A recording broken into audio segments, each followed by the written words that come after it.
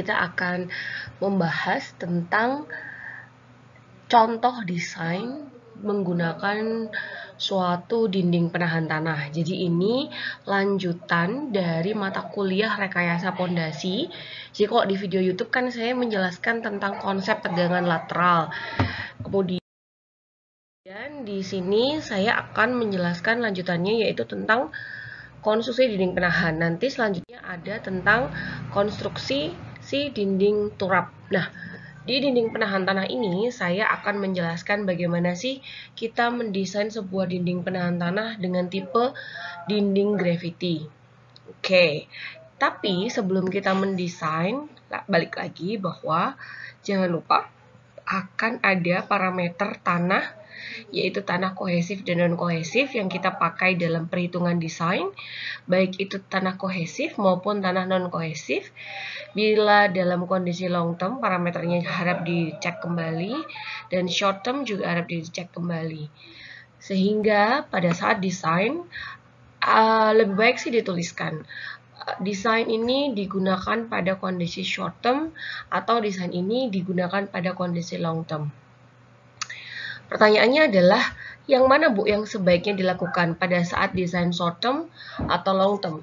Menurut saya sih sebenarnya harusnya bisa dibandingkan ya, kondisi short term dan long term. Jadi dua-duanya harus dibandingkan, dimana kalau kamu bisa memperoleh kondisi short term lebih kritis dibandingkan long term, maka sebenarnya ya bisa sih nanti bisa diantisipasi pada kondisi mana harus kita tambahkan apa, entah itu perkuatan, entah itu antisipasi pada saat pelaksanaan, dan lain-lain sebagainya.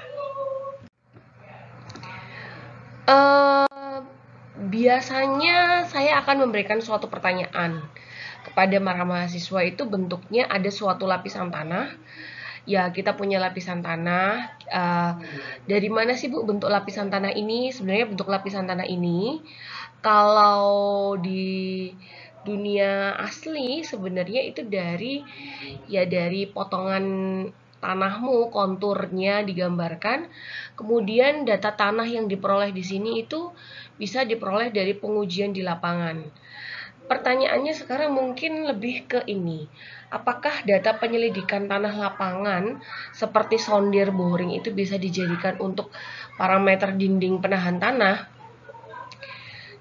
Sebenarnya kurang ya, karena kan dalam kita menggunakan parameter dinding penahan ataupun turap, yang kita hitung itu adalah besarnya tegangan yang terjadi di dalam tanah, dimana konsep tegangan itu yang kemarin saya bilang bahwa kalau tegangan itu selalu akan ada fungsi ketinggian dan fungsi dari berat volume tanahnya.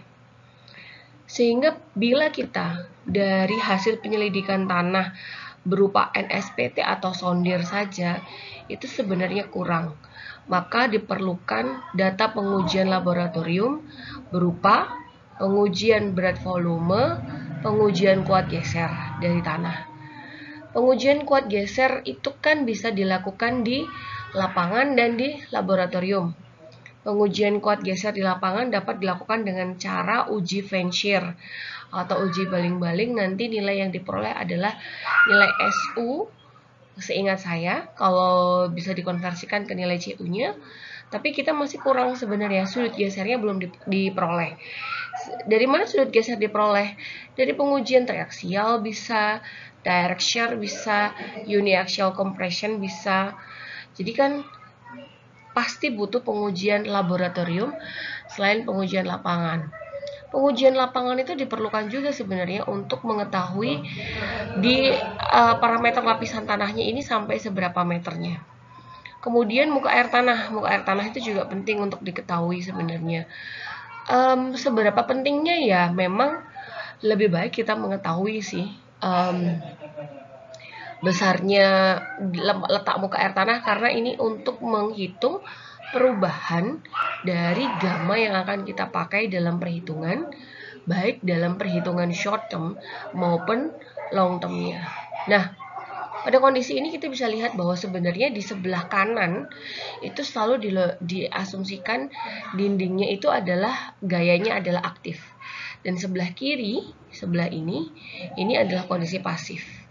Jadi sebelah yang tinggi ini pasti dihitung sebagai aktif, dan yang di sini sebagai pasif. Dari pelatihan yang saya jumpai di pelatihan geoteknik, itu sebenarnya tidak selalu sebenarnya pada kondisi yang tinggi itu kondisinya selalu aktif. Ada kondisi tertentu yang kondisi matematis sih penjelasannya. Cuman kalau misalkan untuk awal desain, untuk tahap awal, ya masih saja boleh lah. Dan sejauh ini pada saat desain itu diberlakukan, alhamdulillah masih aman. Tapi amannya juga berdasarkan data. Bukan desainnya saya mengarang gamanya sekian, sudut gesernya sekian, tidak bisa. Tapi data itu saya peroleh kemudian saya desain. Oke, misalkan kita punya kondisi seperti ini, 2 lapis tanah, maka sebenarnya bisa diidentifikasikan seperti ini. Jadi di lapisannya tanah itu ada 2. Lapisan pasir karena dia tidak memiliki keterangan kohesi, sehingga nilai C-nya adalah sama dengan 0. Kemudian pada lapisan tanah kedua ini, dia adalah lempung karena memiliki nilai kohesi dengan ketinggian adalah 3 meter. Kemudian kita identifikasi nomor 2 adalah beban tidak. Kalau nomor 2 itu tidak ada beban, maka nilai beban Q-nya adalah sama dengan 0. Lalu kemudian kita harusnya menggambar desain dinding penahan tanah. Nah, ini di video kali ini saya langsung menjelaskan di contoh soalnya. Saya tidak menjelaskan teoritisnya. Bagaimana caranya menggambar dinding penahan tanah? Logikanya kan berarti kita punya ketinggian dinding penahan tanah 7 meter. Nah, boleh nggak Bu saya pakai tinggi 4 meter? Yang ditahan kan berarti cuma 4 meter. Berarti kamu dindingnya hanya sampai di sini. Yang kamu tahan hanya setinggi 4 meter. Tidak apa-apa. Berarti apapun nanti kondisi desain dindingnya, harus ada analisa stabilitas. Itu yang paling penting. Jadi desain kita dikatakan benar, sesuai atau tidak, itu apabila kondisi stabilitas dari dinding penahan tanahnya itu terpenuhi. Gitu ya. Jadi misalkan kalau pakai kondisi ini ketinggiannya adalah 7 meter, maka kita bisa kok masih menggunakan desain dinding penahan tanah setinggi 7 meter. Nah, kemudian kalau lebih dari 7 meter bisa nggak Bu pakai dinding penahan tanah? Oke, saya sarankan untuk mendesain dengan turap dulu ya. Karena kalau lebih dari 7 meter, baik gravity wall ataupun non-gravity wall, tinggi maksimum yang boleh dilakukan desain, seingat saya adalah 7 meter. Itu dari berdasarkan konsepnya macam-macam dinding penahan tanah dari Terzaghi. Boleh nanti dibuka di SNI 8460 2017-nya. Oke guys, ada suara-suara penghibur di belakang saya. Jadi tetap semangat ya. Kemudian sampai mana tadi? Oke, sampai ke ketinggian dindingnya. Oke.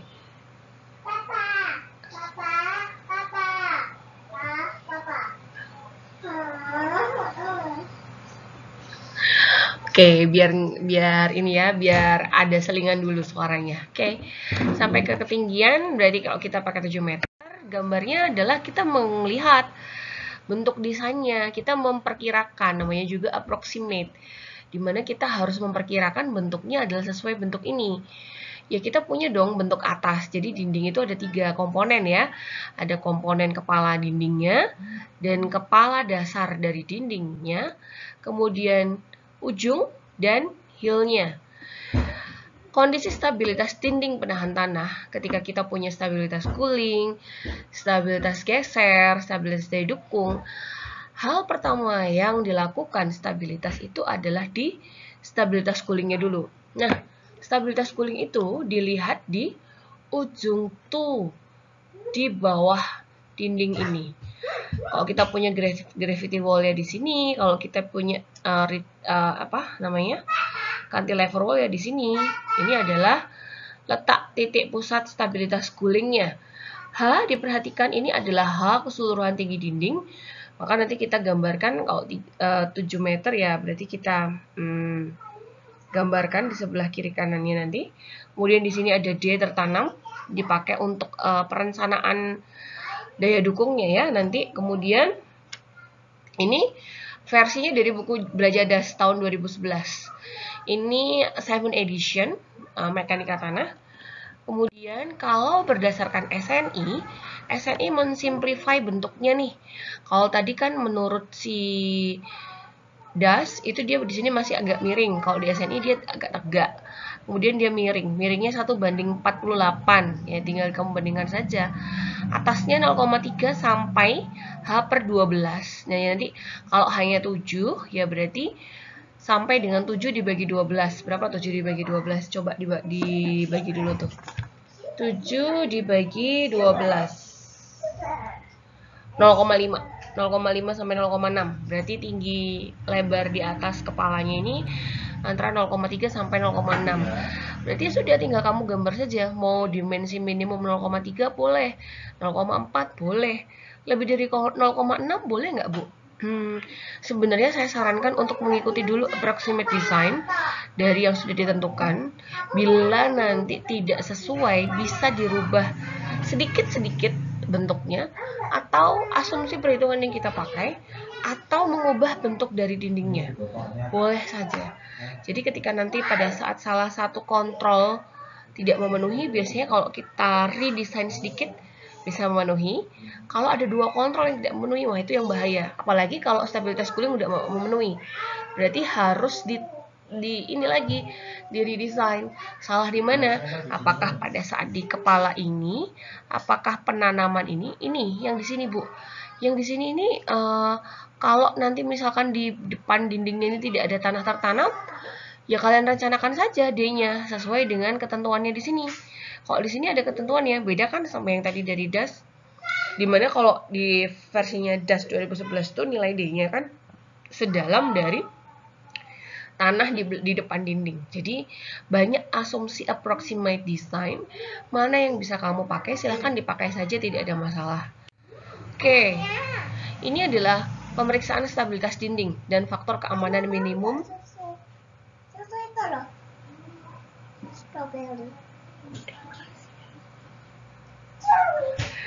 Jadi kamu mau ngambil apa?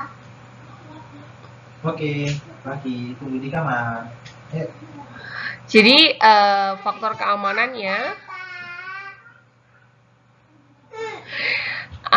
meliputi dari guling, geser, daya dukung, stabilitas, sama gempa. Sebenarnya kalau berdasarkan ini adalah berdasarkan SNI 8460 2017. Saran saya sih sebenarnya untuk aplikasi nanti di lapangan memang semuanya harus memenuhi ya. Tapi kan kalau kita sekarang ini baru latihan saja, maka saya biasanya menyasar ketiga ini saja. Sudah cukup. Ini untuk latihan ya. Oke. Lalu kemudian lanjut dari yang tadi. Jadi kita tahu nih, kalau sudah tahu bahwa bentuk desainnya seperti itu,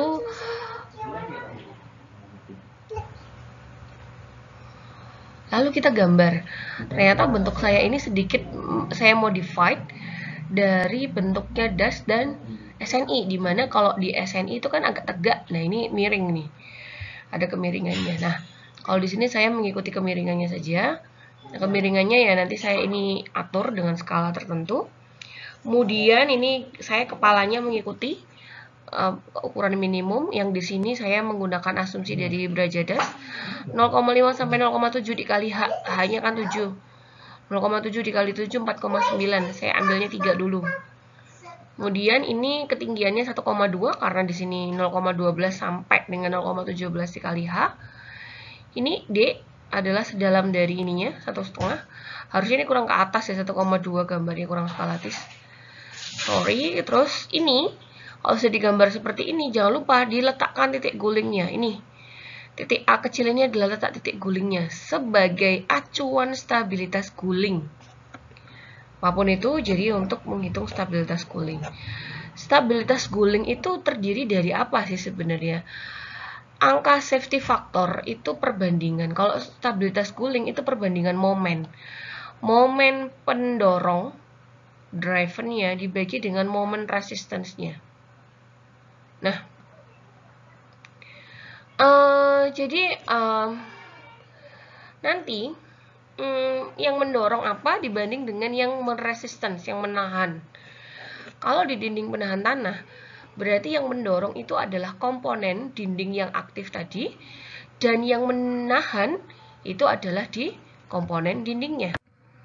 Berarti, kalau kita sudah menggambarkan dindingnya, langkah selanjutnya itu adalah menggambarkan si tegangannya yang terjadi di dalam tanah. Nah, tadi kita sudah identifikasi nih, bahwa kalau misalkan di lapisan tanah pertama adalah pasir, lapisan tanah kedua adalah di lempung, jenis tanahnya. Jadi kita punya diagram bentuk seperti ini. Ini adalah diagram tegangan yang digambarkan dengan versi Rankine, di mana yang harus diingat, versi Rankine itu adalah di mana kita harus memperhitungkan kondisi kohesi dan sudut gesernya, ya. Jadi yang harus diingat adalah selalu ada unsur komponen kohesi. Dan ini saya menggunakan cara diagram, cara A, konsep tegangan lateralnya. Di mana dalam satu lapisan tanah itu pasti bentuk tegangan yang terjadi itu adalah segitiga dan persegi, ya. Dalam satu lapisan tanah itu akan selalu ada segitiga dan persegi, di mana segitiga ini adalah akibat dari gamma dikali dengan H-nya, yang persegi itu adalah dari fungsi kohesi. Kita lihat nih, di lapisan tanah pertama. Ternyata di lapisan tanah pertama itu, karena jenis tanahnya dia adalah pasir, maka kita boleh mengabaikan kondisi kohesinya. Sehingga yang kita gambarkan adalah kondisi A. A itu akibat siapa? A ini letaknya di bawah ya, bukan di panah ini. Saya ulangi, A ini letaknya di dasar ini ya, garis yang ini. Nah ini juga di dasar ini, di mana A itu adalah fungsi dari gamma H dikali KA1. Kemudian yang saya bilang bahwa suatu konsep tegangan tanah, di mana tanah itu berlapis, maka lapisan tanah satu itu akan terus membebani sampai ke lapisan akhir dari kondisi tanah yang diketahui. Karena di sini kondisi tanah lapisannya itu hanya 2, maka sebenarnya ya, kondisi lapisan tanah pertama juga akan ditransformasi ke lapisan tanah kedua. Berarti bentuknya dia adalah persegi. Luasnya adalah sama, gamma dikali 4. Kenapa kok 4? Karena logikanya tegangan yang terjadi di dasar lapisan pertama itu akan ditransformasikan sama besarnya pada lapisan tanah kedua. Itu berarti gamma 4 dikali KA2. Karena di lapisan tanah kedua, maka dia adalah KA. B, ini adalah kita sudah ke lapisan tanah kedua. Karena lapisan tanah kedua ini adalah di bawah muka air tanah, dan kita pada kondisi desainnya ini adalah long term. Berarti nilai gammanya di sini itu adalah gamma efektif. Jadi gamma sat dikurangi dengan gamma W. Gamma W-nya adalah sesuai dong satuannya, pakai satuan kilonewton per meter pangkat 3. Berarti 10 kilonewton per meter pangkat 3. Udah ya? Nah, karena di dalam lapisan tanah kedua ini dia memiliki unsur kohesi, maka di sini, di yang keempat ini, saya lupa nulis C, ini adalah 2C akar KA2. Langkah selanjutnya apa, Bu? Langkah selanjutnya menghitung momen. Momen apakah itu? Oke, saya lanjutkan. Jadi sebenarnya di momen penahan itu kan dari dinding penahan tanah. Nah, kalau di sini saya menggunakan asumsi bahwa tanah di belakang dinding itu tidak saya perhitungkan, plus tegangan air tidak saya perhitungkan. Kita coba dulu, apakah itu memenuhi atau tidak. Sebenarnya sih kalau saya, Bu, ada loh referensi yang menghitung berat dinding di belakang, berat tanah di belakang dinding diperhitungkan sebagai penahan. Boleh, tidak apa-apa. Tulis saja, tapi saya ini menggunakan asumsi bahwa saya tidak menghitung berat tanah di belakang dinding ya. Kemudian kita lihat di sini, berarti kan kita membuat luasan dinding tadi membagi dalam suatu pias-pias tertentu ada 1, 2, 3. 1, 2, 3. Ini letaknya adalah ya di titik beratnya. Ini W, arah gaya memang arah gayanya ke bawah, W1. Kemudian apa namanya? Kalau sudah ya ini ada W2, W3. Lalu kemudian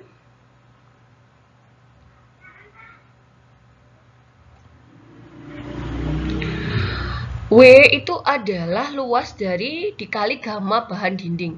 Ngomong-ngomong tadi saya sudah bilang bahwa kalau nanti misalkan ada yang tidak diketahui di soal, boleh dong langsung diasumsikan berat dindingnya itu bagaimana gitu ya.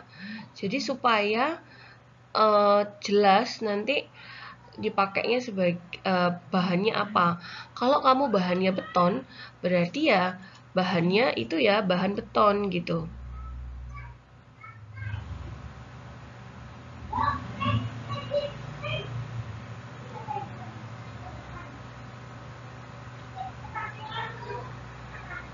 Kemudian W1 ya berarti luasan persegi 0,3 dikali ini. Kamu harus pintar-pintar ya mendefine dimensionnya.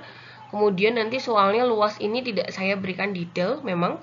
0,3 dikali ini berapa lebarnya ya dari sini total keseluruhan dikurangi dari kakinya segala macam.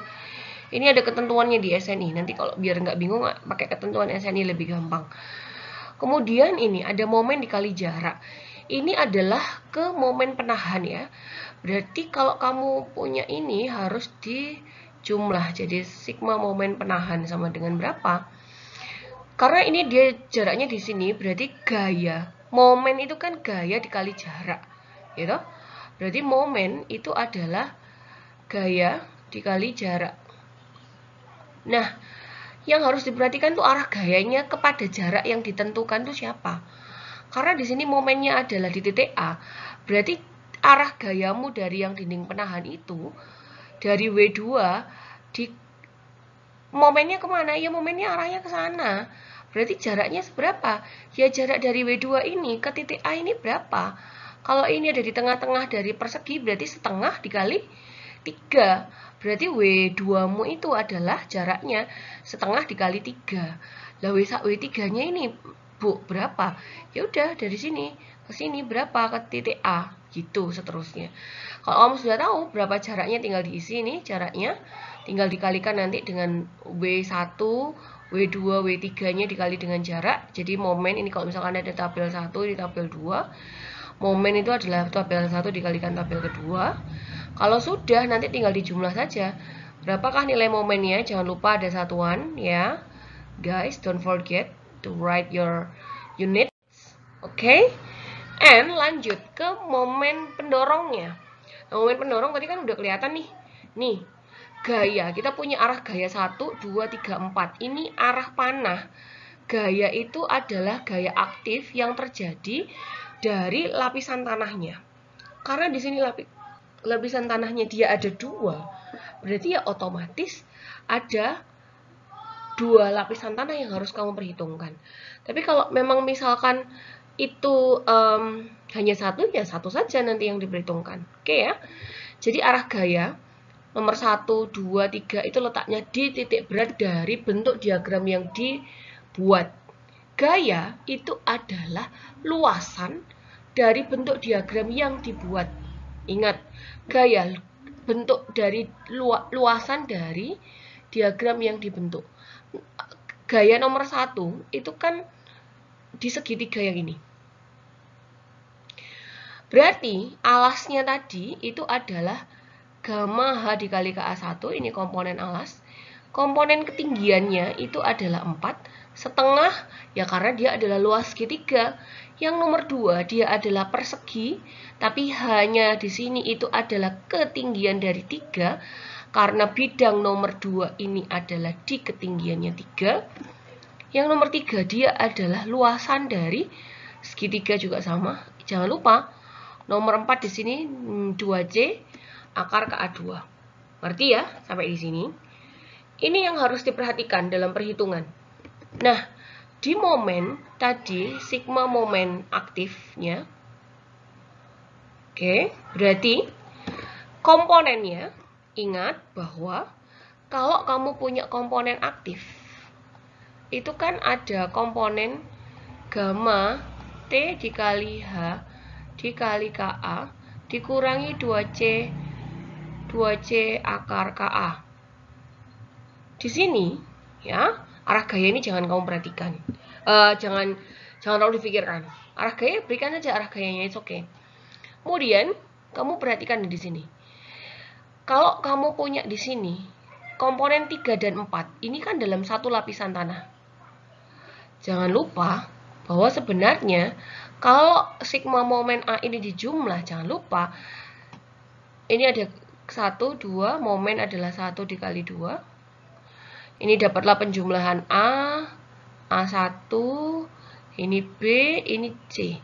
Maka sigma momen di sini itu adalah penjumlahan dari A ditambah dengan A1 ditambah dengan B dikurangi C, karena komponen kohesi itu akan mengurangi gaya aktifnya. Jarak, nih ada yang nanya nih tadi ke saya, jaraknya gimana dong Bu? Berarti dari lapisan tanahnya ya dilihat no, gayanya ini loh, gayamu madepnya nang direk, hadapnya kemana? Ini kan arah gayamu ke momen, ke sini berarti kalau gitu jaraknya itu ya setinggi dari ini berapa? Karena dia di sini adalah letaknya adalah sepertiga dikali H yang atas ditambah dengan 3. Berarti ya jarakmu yang di sini adalah berapa? Ya sepertiga dikali H, hanya adalah H1 ditambah dengan 3. Kalau yang kedua berarti setengah dikali 3. Kalau yang ketiga berarti sepertiga dikali 3. Kalau yang keempat berarti ya setengah dikali 3. Tinggal dijumlah saja nanti. Lalu kemudian nilai safety faktornya dari mana? Ya dari penjumlahan momen aktifmu tadi dibandingkan dengan momen penahan. Momen aktifmu di sini dapat nilainya berapa? Momen penahan dari yang tadi itu di dinding penahan, gitu ya. Gitu ya. Saya pikir sekian dulu penjelasan saya dari stabilitas gulingnya. Mungkin nanti akan ada lanjutan lagi di stabilitas geser. Don't forget untuk selalu like, comment, dan subscribe my channel. Semoga channelnya bermanfaat. Semoga semuanya sampai di sini itu paling mengerti basicnya dulu untuk stabilitas cooling. Nanti akan saya jelaskan ke stabilitas yang lainnya, termasuk pada saat penjelasan dinding turapnya. Terakhir, jangan lupa untuk tetap bersyukur dan tetap berusaha. Apapun itu, selalu jadi kreatif, selalu menjadi solutif, dimanapun itu masalahnya.